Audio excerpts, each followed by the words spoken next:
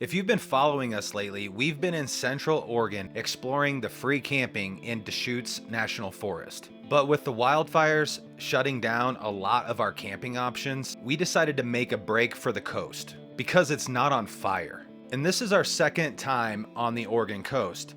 Now, the first time we went there, we weren't boondocking at all. We paid for an RV site for 2 weeks, full hookups. This year, we're coming with our brand new rig and solar setup. And we pretty much boondock exclusively now. So this time, we're asking some pretty big questions. Questions like, is there free camping available on the Oregon coast? Is camping allowed on the beach? Do I need a permit?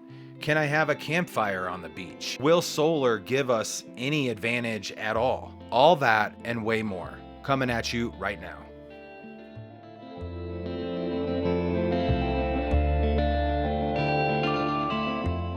Right now, we're at Beachfront RV, and this RV park offers the closest spots you can get to the ocean around here. They offer those dry camping spots, so all we have to do is bring our water and enjoy the savings. We're pulling into the dry camping section of Beachfront RV here in Harbor or Brookings, Oregon. It looks like we have to go through this entrance here. Yeah, look at this, guys. Here's their self-contained RVs. So we have spot 162 and Dad has 161 or 3. We're right next to each other and I see it right over there. That second one over there. So we're gonna get set up. And we love this town. We're gonna experience everything we can in the few days we have out here.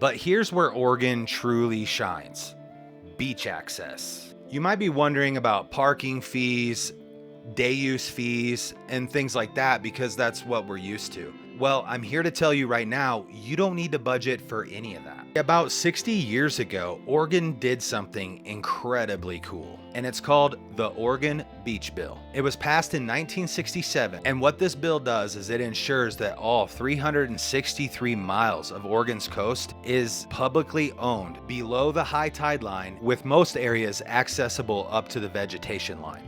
This guarantees free access to everyone, a policy rooted deep in this state's commitment to public land. Compare that with California, where only 60% of their 840 miles of coastline is accessible to the public because of private ownership. Or Washington, where just 20% of its 157 miles of coastline has developed access points. So Oregon's got beach access every few miles. So this makes it a dream come true for anyone wanting to explore the West Coast. While you're in the Brookings Harbor area, here are some free to visit beaches that you cannot miss. Sport Haven Beach. This is a dog-friendly beach right outside your front door if you're staying at Beachfront RV. We've spent a lot of time here beachcombing because Sergi's allowed, and he's met several friends here over the years. If you walk far enough down the beach, you get to this really cool rock formation with an arch that's big enough to walk through. Hang on, here's a big one.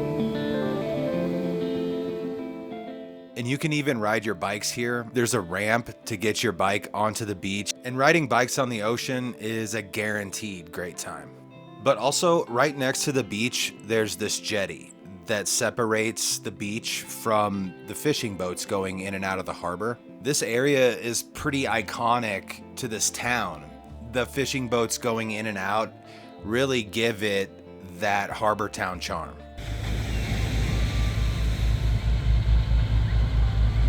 And lastly, the sunsets here will give you amazing color.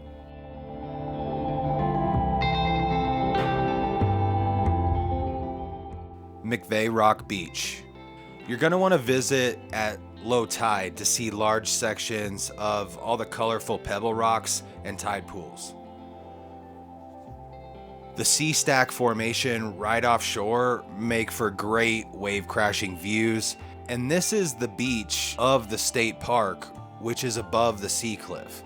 On top is a disc golf course, a dog park, and a great place to view the marine life, which do frequent the area. There was rarely a time where we didn't see an otter or a seal. They're climbing up on the rock. That is so awesome.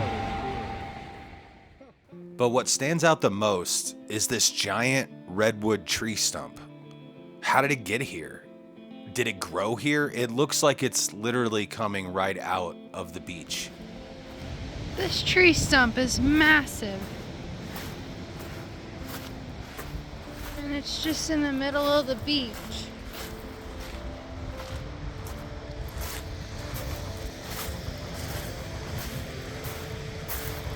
Huge.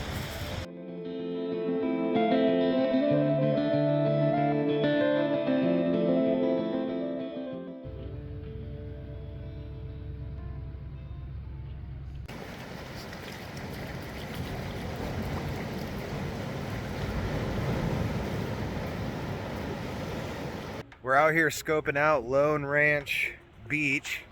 It's supposed to be good for tide pools and glassing. This sea fog is, I've never seen it this bad before. It is the Pacific Northwest. You know, this weather is to be expected. The solar, by the way, I'm very, very proud of the solar. I haven't had to use the generator at all yet. Even through all this fog, we're still getting, like, I've been still peaking at like 800, 900 watts on my 1600 watt system. So I'm actually happy with the size that we chose to go with, and just cover our entire roof with solar panels and hope for the best. So. It's gorgeous out here though. I'm sure he's already told you, but the Oregon coast, I want to see so much more of it, and we have literally only seen like this much of the Oregon coast. Cannon Beach, like we haven't even gone there yet, and we've already been blown away in so many areas just out here from what we've done. This is a surgy stick. Yeah. This is what he wants us to throw to him. Just go ahead and throw it out there. He's just gonna catch this. Yep. He'll try and just snatch that right out of the air with his face.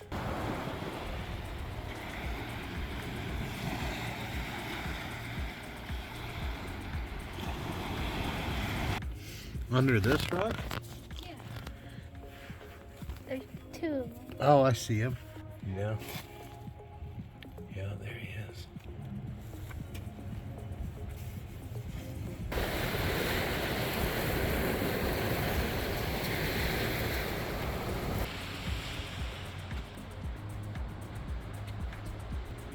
That rock is awesome. We're gonna go look over there in a little deeper water and see if we can see anything a little bit more colorful. We're at the big rock nearly. I just spotted our very first like colorful tide pool type creature. Look at how colorful they are. Here's a really colorful patch. Wow, that patch that you went over to is pretty neat. Yeah. Our dog's a psycho and gonna kill himself. Where is he? Over here, trying to jump up the ledge, but he keeps slipping. Sir G, you stay there. I wonder if this place would just pop a little bit more if we didn't have all the sea fog. No one around here lets the weather stop them. They're still going 24/7, just like the wildfires. Definitely worth a quick stop. There's no fee. You say it. Ranch Beach. Boom. She just said it. I don't need to say it. I'm not going to say it. A benefit to staying down by the harbor is that you're within walking distance to several restaurants and shops right there on Lower Harbor Road. They have restaurants like the Catalyst for locally caught fish and crab. If you're not into seafood, Cazadores is right next door. Now, I was going to warn you about Beachfront Bistro here, but it looks like it's already shut down. So it looks like everybody else felt the same way. Oh, and there is this little dessert shop called Slugs and Stones, and it is definitely worth stopping at, even though they sell Oregon's second best ice cream. So the truth about camping directly on the beach for RVs is largely a thing of the past. Unlike the wide open BLM lands of Oregon's interior, the coast is heavily regulated to protect the environment. So you're not gonna get right on the shoreline without breaking like every single rule in the RV'ers handbook. In fact, the most recent blow to overnight beach camping happened right here in the Brookings ban of 2024. This rule essentially banned the last bit of overnight camping allowed on Oregon's beaches due to several issues of misuse. Now, does our solar give us an edge? Absolutely. When free camping is scarce, our off-grid system really opens up more affordable camping options for us, which can actually save you 40 to 50% on camping fees. And that's a huge advantage we didn't have the first year. All right, it's time to talk about your sewer and fresh water. The free area to dump your tanks in this part of the country is Harris State Beach. Now, they're gonna have a free dump, but they will not have a water fill. So you have to plan ahead, and which is a really good point for this area. Bring your own water if you plan on boondocking. We found it surprisingly difficult to find an RV water fill in the Brookings area. Even apps like iOverlander came up short. All right, so let's do a quick recap here. Is free camping available on the Oregon coast? No, and not directly on the shore. That has all been banned and is a thing of the past. Stick to developed campgrounds if you want to camp near the coast. Are permits in play here for camping? Permits are not in play here for RV'ers. Can I have a campfire on the beach? It is common to burn driftwood on beaches in Oregon, but just make sure that that specific beach doesn't have a burn ban, and also the area isn't under a burn ban. Otherwise, it should be legal. And is there an advantage to having solar on the coast? Well, yeah, we were able to save 40 to 50% on our camping fees having the solar, which is a savings we were not able to take advantage of in the first year. We hope this video gives you a clearer picture of what camping is like on the incredible Oregon coast. It might not be free in the dispersed sense, but the stunning beauty and public access make it absolutely worth it. And if you found this video helpful, please give it a thumbs up and subscribe for more RV tips and travels. And we always want to hear from you, so make sure you put your comments down below. And if we don't see you out there, we'll see you in the next video. Bye for now. Did you get some good shots? I think so. Did you get some good B-roll for me? I hope so. When you're done getting the B-roll, I'm gonna need you to get the C-roll. B-roll. Whoa.